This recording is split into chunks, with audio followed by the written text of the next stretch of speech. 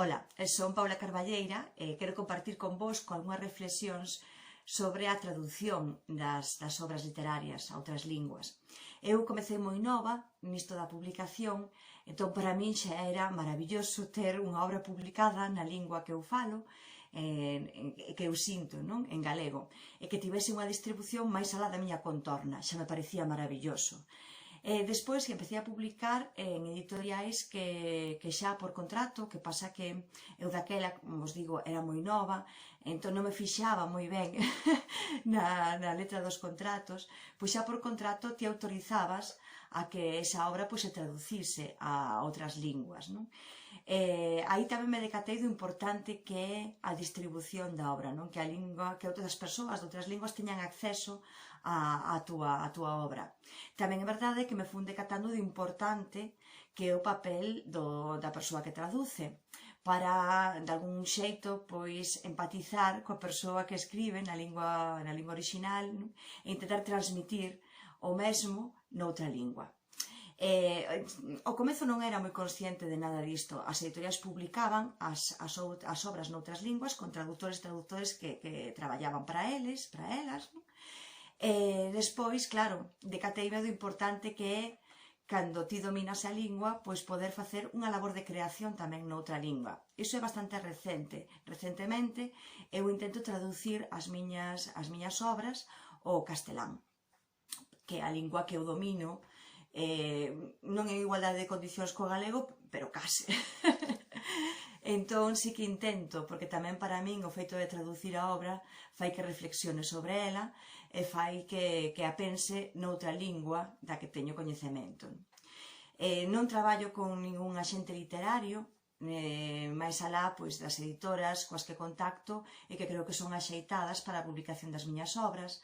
Tamén cada vez son máis consciente disto, non? Do acceso de outras persoas de outras linguas ás túas obras, por iso tamén intento coidar esas traduccións, non? Que non as faga unha persoa que non sexa profesional do eido, senón alguén que teña coñecementos ao respecto, non?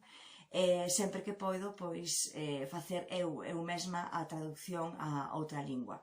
En conclusión, eu pequei, como supoño que moita xente, e se iso é pecar, non?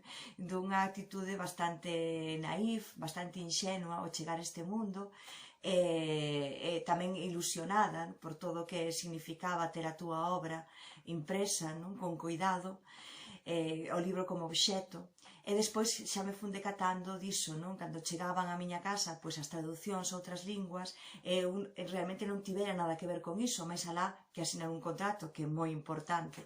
E cando xa tomas consciencia e intentas pois seguir de algún xeito ese proceso de traducción, que non é doado, porque moitas veces, no meu caso, por exemplo, algunha vez se me consultou, pero outras veces non, non? Xa son persoas que traballan na propia editorial, entón, claro, ti aí non tes moito que facer, digamos. Noutros casos sí que se contactou comigo, supoño que tamén terá que ver pois coa política editorial da empresa, non? Eu penso que no futuro, pois, a min como me gusta moito coidar todo o que ten que ver coa obra, mais supoño que se me estou facendo maior e que iso será un proceso da idade, entón gústame mimar, non?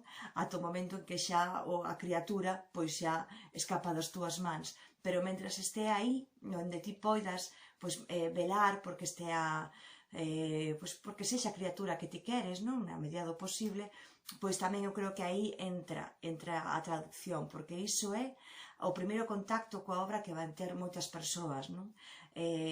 Por iso ten que estar ben coidado e por iso eu creo nos profesionais deste eido, nas persoas que traballan especificamente en traducción. E agora vou vos dicir cales dos meus libros están traducidos a outras linguas, espero non esquecer ningún. Vou por orde cronolóxica. Robin e a boa xente, Troulas, Andainas, Solpores e unha farsa anónima, Correo urxente, Mateo, Paco, Esmara, O Principio,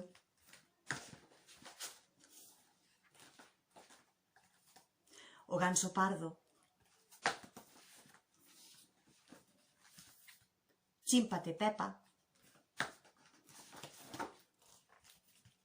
Volcán, o cabalo salvaxe da illa de Sálvora, Benxamín, o cachalote que quería ser golfiño, Bruxa e familia, e continuaremos a contar.